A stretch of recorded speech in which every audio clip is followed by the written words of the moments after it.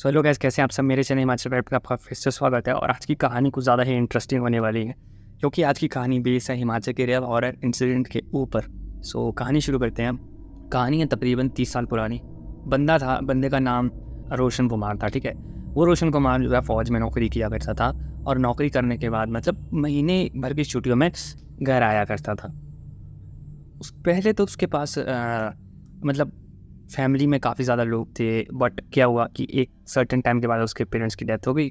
सो वो बंदा अकेला था, इसलिए वो ज़्यादातर फ़ौज की नौकरी करके घर मुश्किल से 2-3 साल में एक बार, क्योंकि उसके पास कोई घर आने का मकसद नहीं था।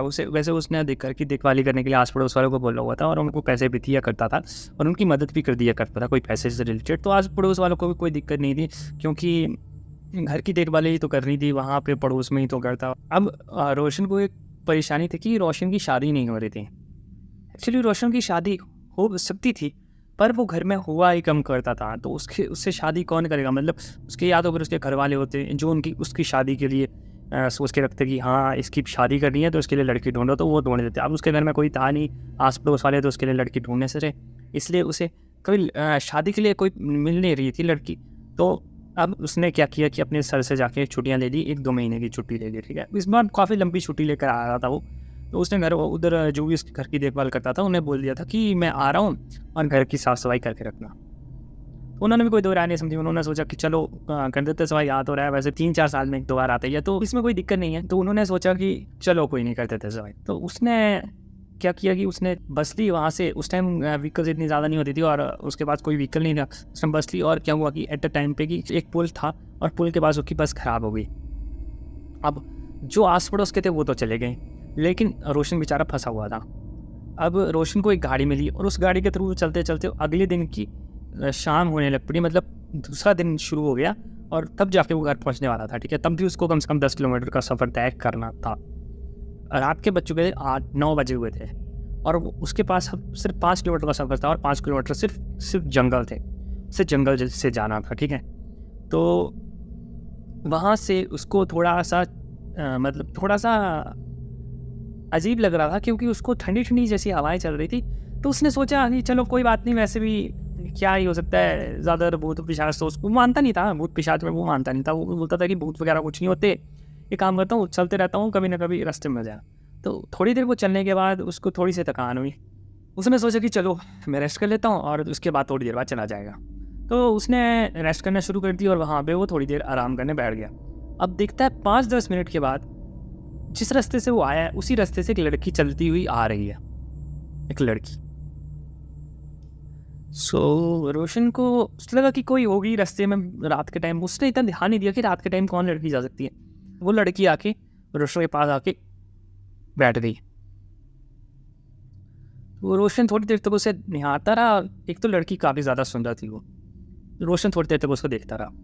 अब उसे देखता रहा, तो रोशन को समझ नहीं आया कि ये लड़की इसके पास बैठ के कर क्या रही है।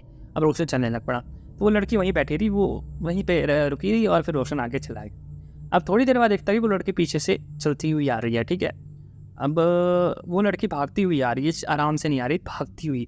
और रोशन ने पूछा कि तुमको क्या मतलब कोई दिक्कत वगैरह है, कि तुम्हें किसी से चीज़ से डर लग रहा है कि जो तुम मेरा पीछा कर रही हो, मतलब तुम मेरा पीछा क्यों कर रही हो। उसने ऐसे बोला। तो उसने बोला, लड़की ने बोला कि यहाँ पे मैं काफ़ी ज़्यादा लेट हो चुकी हूँ, और जंगल का रास्ता है, तो मुझे तो काफ़ी ज़्यादा डर लग रहा है, इसलिए मैं आप वहाँ पे बैठे थे तो मैं वहाँ पे आ गई, और आप पर चल रहे हो तो मैं आपके पीछे पीछे आ गई।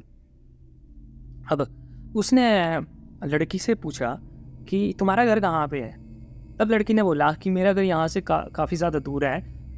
तो उसने पूछा कि तुम यहाँ पे क्या कर रही हो, तुम्हें यहाँ पे नहीं होना चाहिए, तुम अपने गाँव जाओ ना। तब उसने बोला कि मैं जंगल के रास्ते से अपना रास्ता भटक चुकी हूँ। ठीक है, और मुझे जाना कहीं और था, मैं पहुँच कहीं और गई हूँ, और अभी रात का टाइम भी हो चुका है, तो मुझे समझ नहीं आ रहा कि मैं जाऊँ कहाँ। तब रोशन को भी समझ नहीं आया कि वो क्या करे। उसने बोला कि एक काम करो, तुम मेरे साथ चल पड़ो। अब लड़की को भी ये सही लगा कि रोशन के साथ चले जाती, लेकिन रोशन ने बोला चलो किसी की मदद करने में मेरा भला हो जाएगा, क्या पता मुझे शादी के लिए कोई लड़की मिल जाए, या आपका भगवान मेरा भला कर दे। सोच के उसने उसको अपने घर में ले गया। अब 1-2 दिन तक तो वो लड़की रही। ठीक है, दूसरे दिन लड़की ने उससे बताया कि उसका गाँव यहाँ से काफ़ी ज़्यादा दूर है, और वहाँ पे बसेस वगैरह भी नहीं जाती। तो रोशन को समझ नहीं आया रोशन क्या करे। रोशन ने बोला एक काम करो, तुम अपने घर वालों को चिट्ठी भेजो। क्योंकि तुम लड़की अकेली हो, ठीक है, और ये जगह सेफ नहीं है, जंगल वगैरह रास्ते से जा रहे थे, और मैं भी तब तो गाँव में हूँ।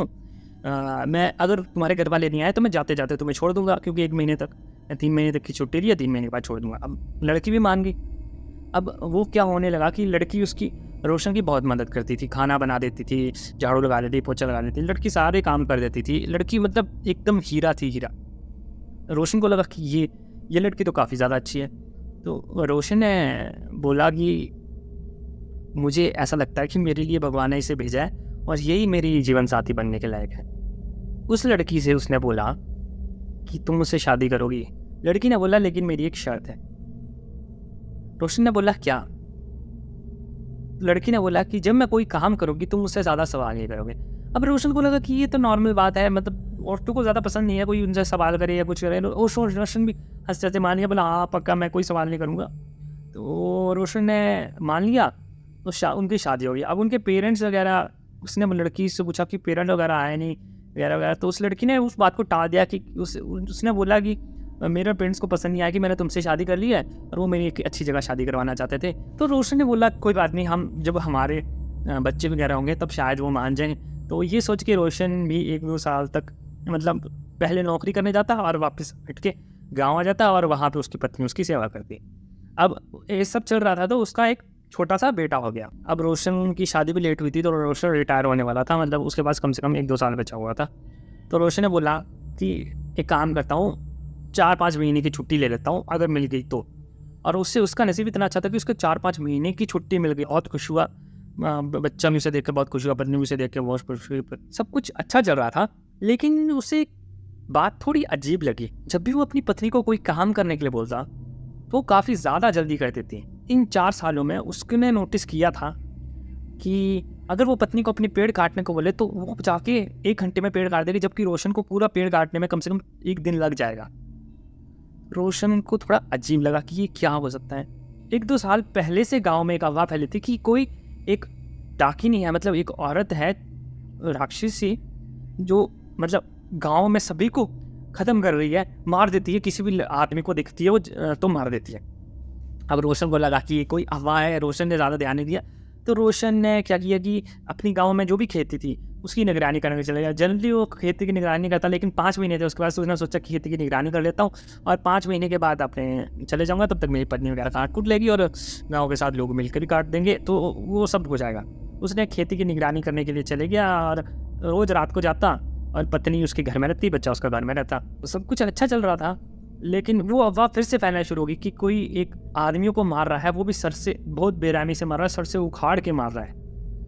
ये अफवाह बहुत खतरनाक फैल रही थी उस टाइम, और रोशन को लगा शायद ये कोई मजाक कर रहा है, कोई फिर से मजाक या करने को। तो रोशन चले गया। लोगों ने उसे मना किया कि रात के टाइम मत जाएगा, रात के टाइम बहुत खतरनाक चीज़ें घूम रही होती हैं, रात के टाइम मत जाएगा। लेकिन उसने सुना नहीं। लोगों ने बोला कि तेरा एक बच्चा है, तेरी पत्नी है, तू मत जा। लेकिन उसने सुनी नहीं, वो कायदा फौज का जवान, वो चले गया। अब उसने देखा कि साइड में जो है रामू नाम का बंदा, वो भी अपने खेत की रखवाली करने के लिए आया हुआ है, और वो भी खेत की रखवाली करता है। काफ़ी टाइमों से वो काफ़ी टाइम से रखवाली कर रहा है और उसे तो आज दिन तक कुछ नहीं हुआ। तो उसने भी उसे ये दलील दे दी सबको कि रामू को तो आज दिन तक कुछ नहीं हुआ, तो मुझे क्या होगा। तो उन्होंने बोला कि रामू पागल है, तू अपना ध्यान रख, अपने बच्चों का ध्यान रख कि यहाँ पे खतरा है और तेरे बच्चे हैं, रामू का तो कोई परिवार नहीं पीछे। ऐसे बोल के लोगों ने उसे समझाया, लेकिन उसने नहीं समझा भाई। वो बंदा रोज रात को जाता और दिन में तो वो सोता, अपनी पत्नी के साथ समय बिताता, और रात को पत्नी खाना खुना दे के उसको भेज देती।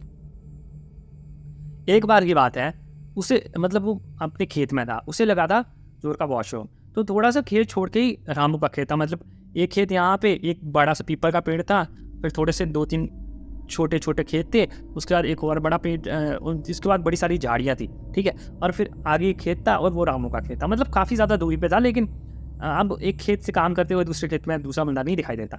लेकिन उससे लगा कि उसे तो वॉशरूम लगा था, तो उसने सोचा कि झाड़ियों में कर देता हूँ वॉशरूम।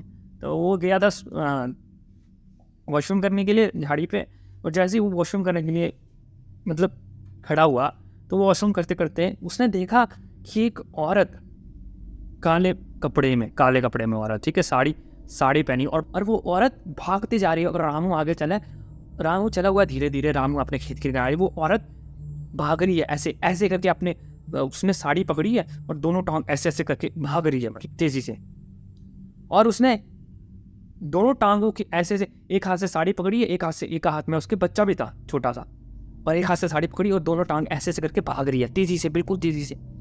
हम वो देखता रहा कि क्या हो रहा है, वो देखता रहा। उसे लगा कि शायद कोई ऐसे ही मजाक कर रहा होगा, लेकिन उसने देखा कि रामू को चिल्लाने की आवाज़ आती है।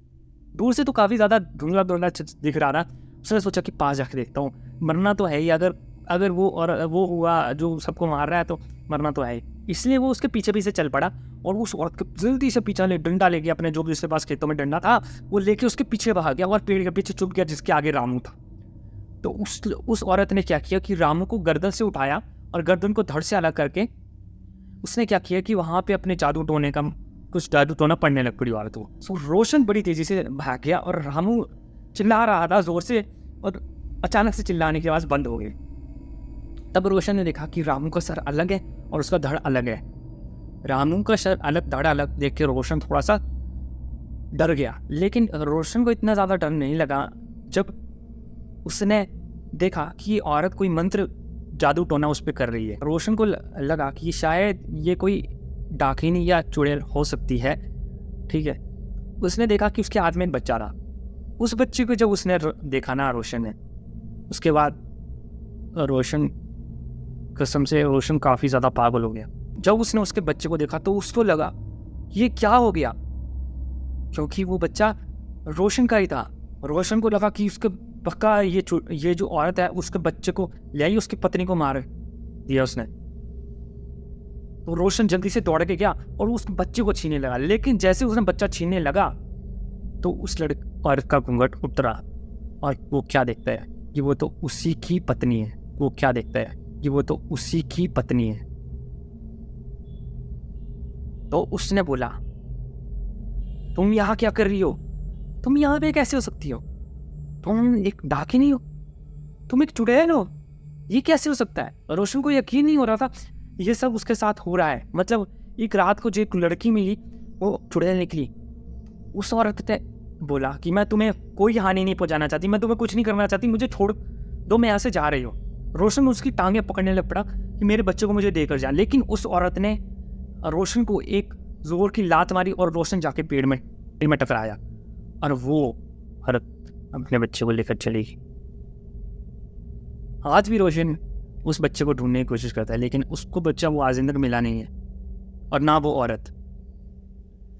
तो कैसी लगी मेरी कहानी? मेरे चैनल को सब्सक्राइब कर दे, और अगर आपको कहानी पसंद आई है तो इस वीडियो को लाइक कर दे और कमेंट में कुछ अच्छे अच्छे शब्द भी लिखते ताकि मुझे पता लगे कि हाँ मैंने कुछ थोड़ा सा अच्छा यूनिक करने की कोशिश की है। धन्यवाद, बाय बाय।